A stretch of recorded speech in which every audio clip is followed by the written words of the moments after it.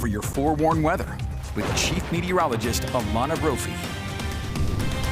I think I need to take a little bit of a drive up north. That sounds so good. I've never done that, but I'll go with you. Okay. It's a 4th of July day. You in, Alana? Time out. Okay. Glenn, you've never done that? You've never been in the fruit highway? I have not. Oh, my God. All my years here in Utah. Oh, it is an every year occurrence for me several times. Maddox chicken, and then you hit the fruit highway for those delicious fruits. Yep. And you take some salsa to go. That's what's great about Perry. I can't get enough of it. Okay, couldn't get enough of today because it started out gorgeous. This is what it looked like over the Great Salt Lake. Brian Whiteleather catching that shot. That looks like snow. It's not. It's the salt flats, and you love to see that water. Speaking of water, waterfalls at Sundance, the Alpine Loop showing off as the snow comes off the mountains. Yeah, we still have snow up there. We're talking about it as we're approaching July. Yeah, record snowpack still making its presence known, but gorgeous drone video. Thanks, Chris, for sending that our way. We love your photos. Okay, so different type of day because we saw the cloud cover to start the day and we had some isolated storms moving through. Tonight on the storm tracker radar, we do have echoes of moisture over towards Duchesne, and as we zoom in, it's becoming really spotty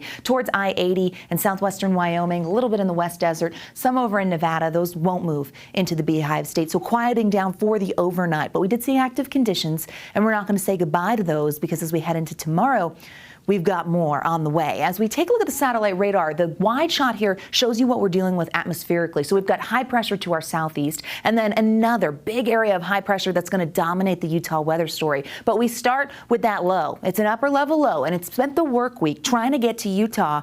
I get it. I'd like to be here too. Winds have been cranking as a result of its counterclockwise flow, and so that's why we've seen fire danger, and there was a red flag warning for southeastern Utah, but it also helped bring in that cloud cover. It added to storm development with daytime heating for the afternoon, and tomorrow it's going to move right through, and that means more potential for storms. We topped out at 82 today, below average. 89 is usually where we are in Salt Lake City this time of year, so running on the cool side, which we love. That's going to change because summer heat's on the way. 80s and 90s in eastern Utah, 94 in St. George. The fire threat is elevated still into tomorrow. We did see that red flag reissued today. We'll see what happens for tomorrow, but you don't want a fire start. Those winds would push those flames, and so we have to be extremely careful. Precipitation potential for tomorrow focuses east of the interstate, I-15 and over to the east, including Castle Country, all the way as far south as Grand Staircase and the backside of the Wasatch.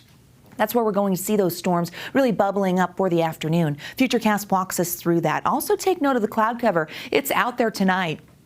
As we get through the overnight, we get rid of storms, but that cloud cover keeps us pretty mild. By tomorrow afternoon, boom, here we go, over the Uintas and Castle Country towards I-70. There we are near Capitol Reef and further south, even as far south as Cedar City on the model here. We're going to watch as those storms stay active as we get into the evening and then fire up with the help of daytime heating in the southwest corner of the state. Isolated storm for the Wasatch Front can't be ruled out, but a lot of that activity is going to be east of the area. Basically, it's an eyes to the skies type of day. You want to stay on top of it. Those storms do clear by 9 p.m.